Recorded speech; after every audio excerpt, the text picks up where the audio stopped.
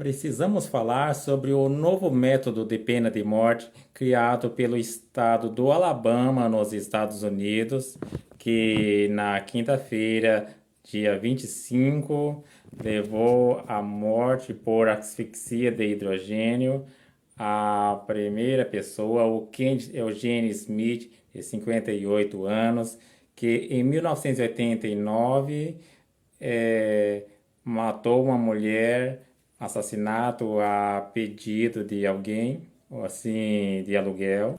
A última frase do Eugênio foi: o Alabama fez a humanidade dar um passo para trás. E é bem isto. Lembrando que Kennedy Smith matou uma pessoa há 35 anos, segundo fontes. Ele viveu os últimos anos fazendo o bem. Se sim ou não, não sei. Mas nos últimos anos teve pessoas que fizeram um tiroteio, que mataram várias pessoas. Uma só pessoa que mataram várias pessoas e não passaram por pena de morte. E vários presidentes dos Estados Unidos financiaram guerras, venderam armas, a troco de lucro de armas, financiaram guerras que fez com que matassem milhares de muçulmanos e outras religiões também, principalmente no Oriente Médio, principalmente algumas pessoas culpadas, sim, mas principalmente, né, pessoas inocentes na guerra, muitas pessoas que sofreram fome, trauma, foram responsáveis por milhares de mortes e eles não tiveram essa pena de morte. Como eu falei, né, nem aqueles que fizeram um tiroteio tirando muitas vidas, várias vidas. Não é que eu não tenho dúvida que o Kennedy Smith tenha pagado pelo que ele fez. Também que ele pagou na Terra. Numa situação como essa, depois que ele passa pelo mundo espiritual, ele já saldou o débito. Aquelas pessoas que levaram ele à pena de morte, aqueles sim hão de reencarnar e muito provavelmente para morrer em pena de morte, outra situação semelhante.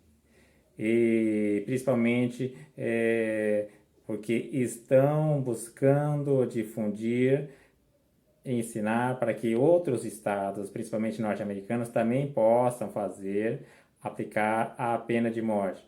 Aqueles sim, mais provavelmente eles têm pena maior e hão de ter de reencarnar, né, para morrer de pena de morte depois. Estou um pouco preocupado com o que o governo e a lei norte-americana pode estar pensando sobre esse vídeo. O que mais me interessa é estar cumprindo minha missão espiritual.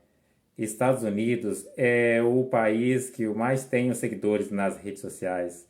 1.000 e alguma coisa, uns 2.000 e poucos seguidores de todas as redes. Mas não é por causa disso que a gente vai, né, deixar de dizer a verdade.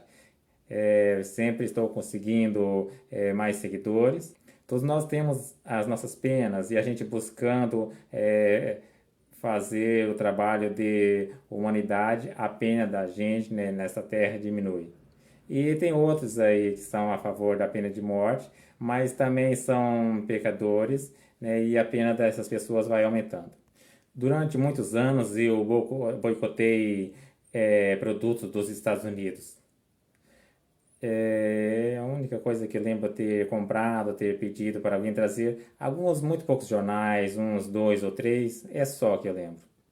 O governo e a lei norte-americana empregam o dinheiro e a sabedoria muito mal na terra, causando, como eu falei, né, que causaram, financiaram muitas guerras e o mau exemplo na lei, na justiça. Eu não sou da esquerda, também não sou muito da direita, quer dizer, ao menos não sou ultradireita. Esse tipo, né, de lei, no caso lá nos Estados Unidos, né, de pena de morte, isso é ultradireita, uma direita exagerada, extremamente radical. Lembrando que a ONU considerou como uma forma de tortura, segundo o relato das testemunhas, deve ter sido uma morte, uma pena de morte muito sofrida. Teve alguém que comparou com um AVC, por exemplo. ou algo mais difícil, mais demorado do que AVC. É o meu modo de entender, a opinião sobre esse caso, lembrando que o Eugene Smith, né, segundo reportagens, ele foi mandado, né, fez um assassinato por encomenda. A iniciativa não é dele. E o meu modo de pensar assim, no caso, né, do atentado que eu sofri, o que eu acho daquelas pessoas, o maior culpado foi a pessoa que mandou, o mandante, a mandante, e não a pessoa que veio praticar o crime. Em relação à minha própria vida também, eu acho assim, é a pessoa que mandou fazer que tem maior culpa. Então, o maior culpado deve ter sido aquela pessoa que induziu o Kennedy Smith a cometer assassinato, né? Segundo fontes, ele próprio teria praticado o suicídio. É que eu vi num vídeo em espanhol que disse que depois ele se quitou a vida. Eu entendi que foi um suicídio. Eu não encontrei um vídeo com a morte do Kennedy Smith. Talvez não haja público.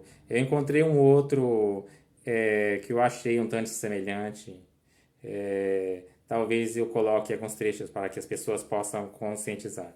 Eu vou ver sobre isso, pensar sobre isso depois de finalizar esse vídeo. Tirou a vida de um pai, de um marido, que estava fazendo trabalho de recuperação de prisioneiros já há muito tempo, né? Cerca de uns 35 anos. Já deu tempo de ter aceitado Jesus, tipo, feito charrada, desenvolvido mediunidade, seja lá o que for lá que vocês acreditam. Batizado, sei lá o que, né? Ele seguiu o caminho dele, não sei qual. E com isso não trouxe de volta a vida da mulher que ele matou, que outro mandou ele matar. No caso, ele se perdeu, sim. O maior culpado, eu acho, foi quem jogou ele na perdição. Da mesma forma, eu acho que maior culpado ou culpada do que a pessoa que me espancou, que tentou me matar, foi a pessoa que fez-lo se perder. Deixa seu comentário aí embaixo. O que você acha da pena de morte?